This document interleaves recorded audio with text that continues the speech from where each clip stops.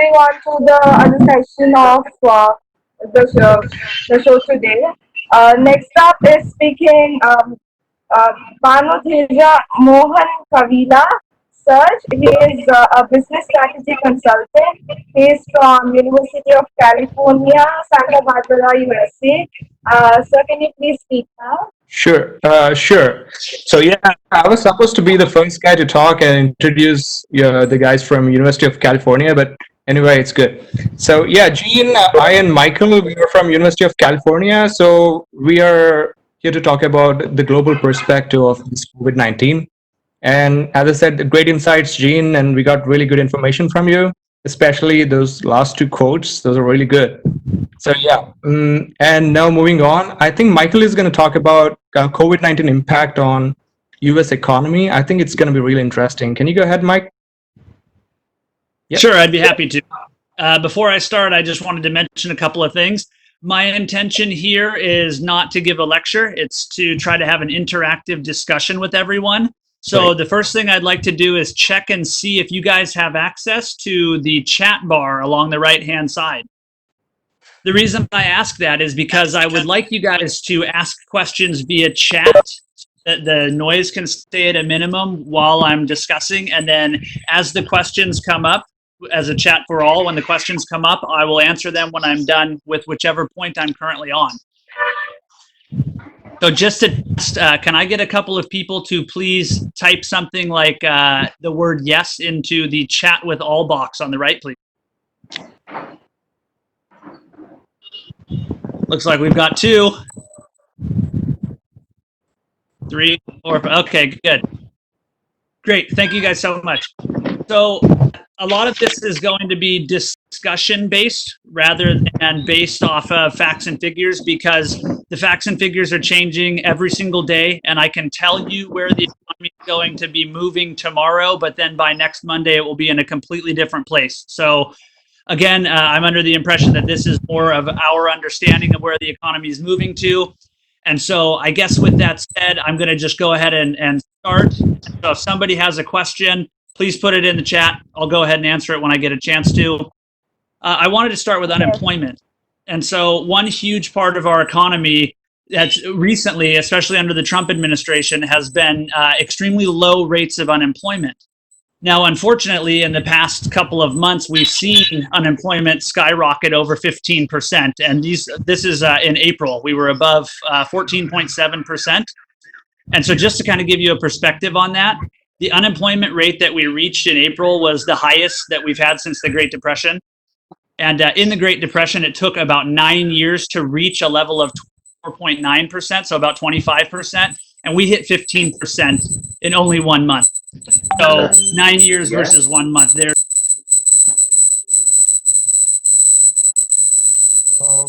Everyone, can you guys mute your mics, please? Some pretty good feedback from somebody there. Yep. Okay, thank you very much.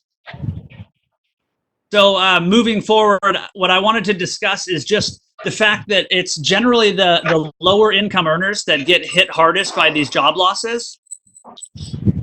See here in the US is that American workers in households earning under about $40,000 a year were disproportionately affected by job losses and at furloughs as well. And so a recent survey found that 39% of workers living in a household earning $40,000 or less lost a job or were furloughed in March specifically, compared to 19% of households making between 40 and 100,000. So that's a huge difference right there, and that's in the less wealthy category, which is very harmful for the economy because we generally rely on the middle income earners, which here in the US is like 30 to 50, 30 to 60,000, depending on who you ask and when you're looking at the statistics. So they're pretty troubling because Americans are really ill-equipped to handle these kinds of downturns in the economy. So every statistic that you'll read is going to be a little bit different when it comes to how much savings someone has. Generally in the US, there's a number something along the lines of between only 5 to 10% of individuals in the US actually have enough money in savings to be able to survive 1 year without earning any kind of income. And it's a huge number. Something like 65% don't even have $1,000 in their check available to them. So this is very disturbing. It's a really disturbing trend that we see here in the U.S. It happens all the time, and people here, it's an economy where people just really, it's a consumer economy. We really love to spend our money, bring it in. Really unfortunate. So I got a quick question that I would like to answer because I think it's a great question. Aren't there forms of social welfare system to support those people who are dependent on monthly income?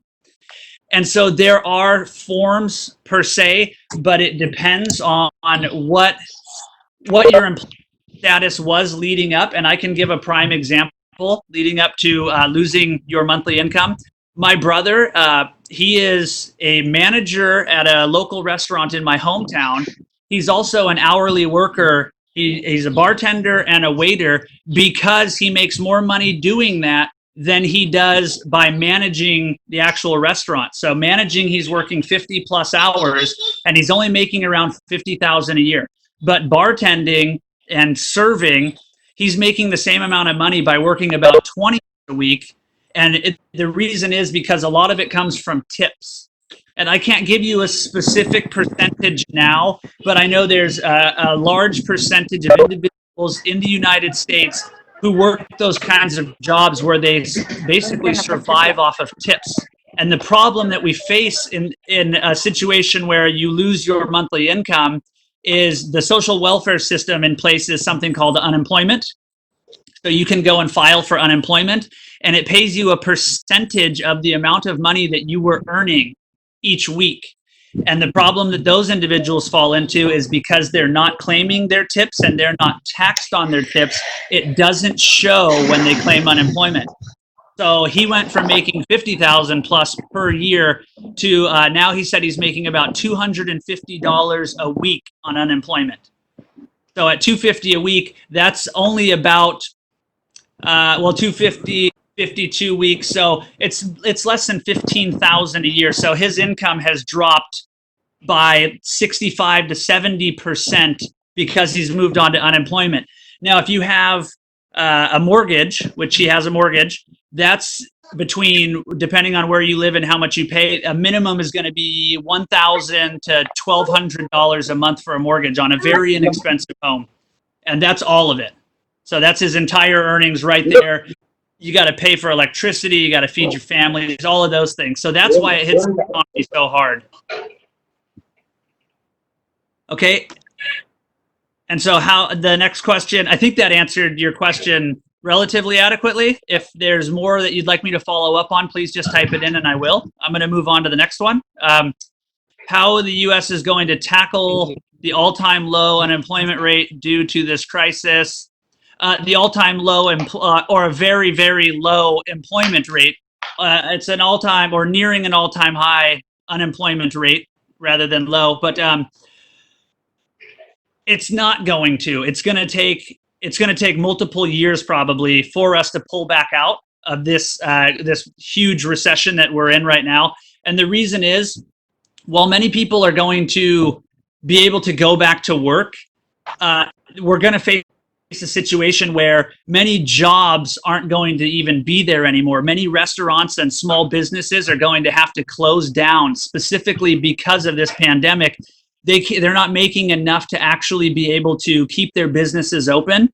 And if the government will step in more quickly and offer more money towards small businesses, then they'll have an opportunity to keep their businesses alive. But another problem that the economy is facing is that there are so many small businesses and they're all asking for the money from a small pot available. And unfortunately, we're seeing that there are also large corporations that are multi-million, 100 million, even billion-dollar corporations. They're finding loopholes to be able to accept this money as well when they don't necessarily need it, like a mom and pop restaurant or a small retail shop, small auto shop, something of that nature. So it's going to be a long process. It's going to be very difficult, but we won't necessarily recover anytime soon. And another thing that we're probably going to see is this digital adaptation that we've been seeing already a little bit, where a lot of employees probably won't even actually be going back to work per se if it's a job that they don't need to. So I'm not sure how familiar everyone is with Twitter, but Twitter recently said that they will offer their employees the opportunity to never have to come back to work. They can stay home and work from home for the entirety of their employment with Twitter, that's something amazing and possibly beneficial. But depending on which school of thought you talk to, a lot of people don't believe that that will actually last, simply because you've grown into a routine where you're used to going to work. You enjoy, even though it's monotonous, you enjoy that monotony of getting up in the morning, drinking your coffee, having your shower, brushing your teeth, eating your breakfast, reading your newspaper, getting in your car, driving to work, etc. So a lot of people are probably going to miss that, even though they may not yet miss it. Give it 2 more years or so, and lots of people are going to want to go back to work. So that's a little more feedback on that. If that answers the question well enough, I will move on to the next one that was just posted, which is, how is this pandemic situation affecting educational institutions in the U.S.? They're all shut down. So I can attest to it. Gene can attest to it. Bhanu can attest to it. We've had our program completely shut down, and we were offered no remuneration for it being shut down. And we've gone from spending a minimum of 3 hours a day in the class every day, Monday through Friday, plus our social interactions afterwards, and working on all of these group projects in person around a table, the way that we normally would have in a working situation as well, to what we face now, where we're doing basically exactly what we're doing now. It's all day, maybe not all day, but multiple hours throughout the day. We're having video conferencing meetings. So I think it has a negative impact. And I know myself personally, I prefer being in person when I'm basically doing anything, whether it be some kind of a job interview, whether I'm consulting with a firm, whether I'm working with a team, whether I'm even having a meeting like this. I would much rather be in some kind of a boardroom or a classroom or something of that nature. It's a lot more interactive and a lot more personal. So I face a lot of screen fatigue. I spent a lot of hours in meetings today, and they really are fatiguing. You got to make sure that you space it out a little bit. But basically what it's going to do, it's going to change the way that individuals are able to access higher education here in the US. And in my personal opinion, it won't drive the cost of education down, unfortunately, because these institutions will continue to try to run the way they do as large research institutions, bringing in large quantities of capital from basically investors on the outside, but also from the students and their parents and the government, et cetera. So if anything, I don't think it'll change. I think it'll just keep driving the price up like what we've been seeing. And maybe we will see a resurgence of individuals who don't actually see the benefit from going to a 4-year university to get a degree just to stay at home for their jobs. But again, the economy is ever changing. So in 6 months, it could be completely different. We might be back in full swing, or it could be in 5 years, we're facing the COVID, I guess then it would be COVID 24, where every season we get a new iteration of an evolving coronavirus that we have to deal with and build new vaccines for, et cetera. So I've got another question that is, how are medical resources in the US right now? Personally, I don't deal in the medical field at all, but by following the news, I know that things are getting better, but there is a disturbing trend that I've been seeing, and it's unfortunate because I think it's generally happening amongst the lesser educated individuals here in the United States, where they see media, they hear media, and they believe it, and so they rush to panic buy, basically. But the things that I'm thinking of are counterfeit masks, where the intention there is good by the consumer. They go out with the intention of purchasing something like these masks that are going to help protect them, that are going to create another protective layer, and these hand sanitizers and things, but they're getting, whether it be counterfeit or just non-compliant masks. And I think that this is something that's been semi-detrimental here in the US. But to be quite honest, I'm really happy to just see anyone wearing a mask, even if it's only 65% effective rather than 95. That's 65% more than I see a lot of people here in the US who are just not wearing masks at all. And that stems back to the education factor, where lesser educated individuals have a mentality of, it can't happen to me. I'm healthy. I've never been sick. I don't get the flu. This is just the flu, or the flu is worse. So there's no way that I'm going to face this problem. And they don't think of the negative ramifications that come along with this thought process of, maybe you are healthy. Maybe you're not in the specific demographic that's going to be highly affected by it. Maybe you can recover. But how many people are you going to infect with this before it's found that you even have it? And that's the biggest thing for me. I'm really worried about that aspect, because much of my family is in their 60s, 70s, and 80s. So I don't even feel comfortable going around them. If they have masks on, it makes no difference to me. Washing our hands a bunch. I just want to be completely away from anyone in my family or anyone who is in that age range who could possibly get something from me. It would be devastating to see a situation like this transpire, and it'd be my fault. Same problem in India regarding the masks. Yeah, the ones that are called KN95s, I have absolutely zero faith in.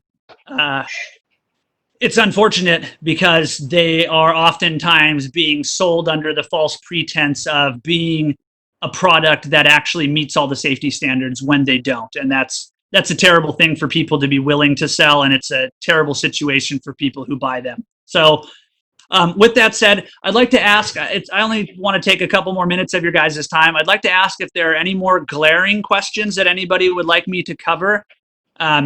If so, you can either type it up, or now is a good chance to speak up. If not, I'll probably just kick another statistic or two and then move on.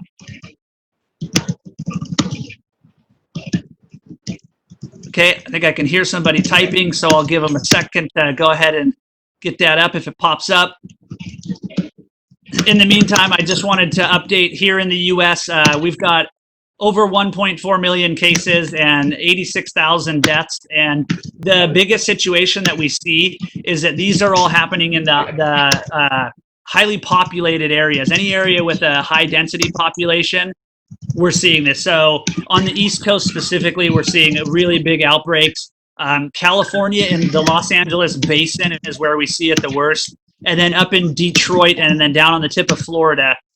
But that being said, I would like to say that we do have multiple states where we see the curve flattening. So looking at the infographic for places like Alaska, Arkansas, even California, even though we've got the M going, Colorado, Florida's trending down. Hawaii's doing a great job recently. Louisiana was trending down, but they're flattening out a little bit. Montana's slowly working its way down.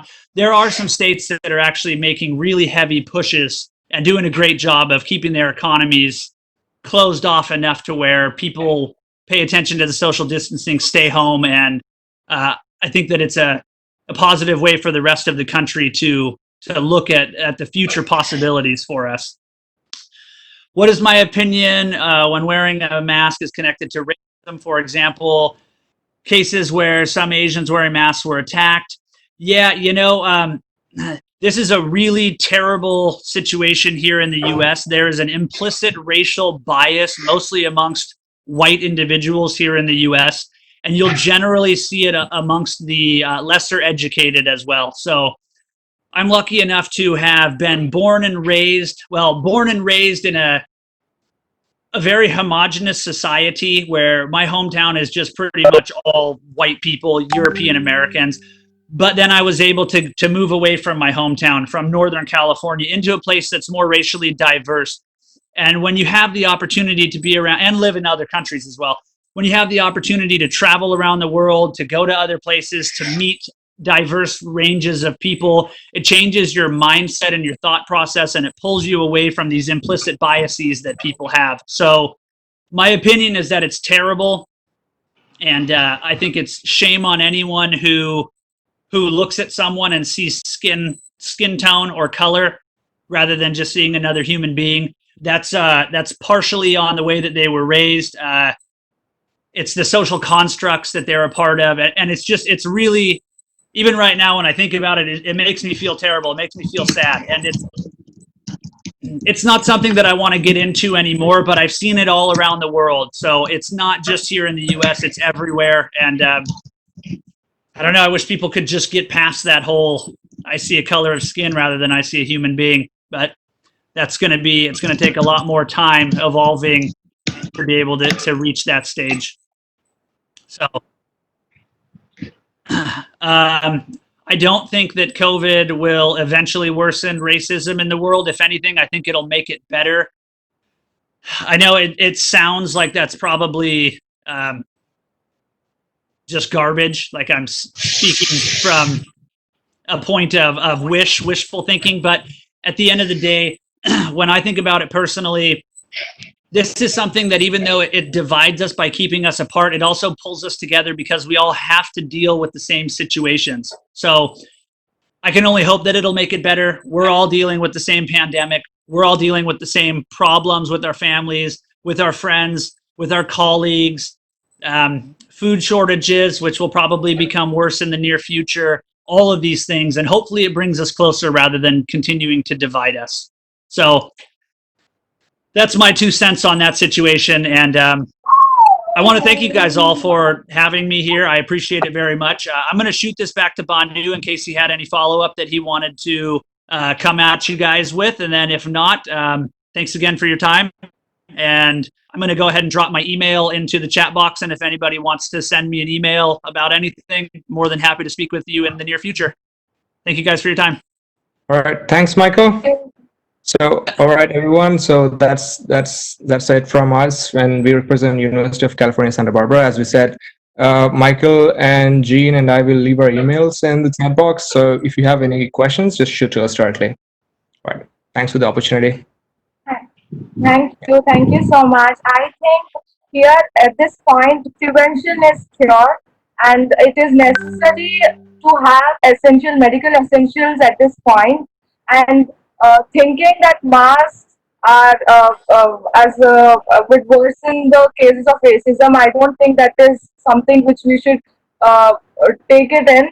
And as educated people, it is a responsibility to tell everyone that it is not like that. And where prevention is cured, and where toilet paper and medical essentials are out of stock, we need to act fast, and that's the only way we can cure something such big like COVID-19. So moving on with that, thank you everyone who just spoke. It is a wide perspective on how to act in such a situation.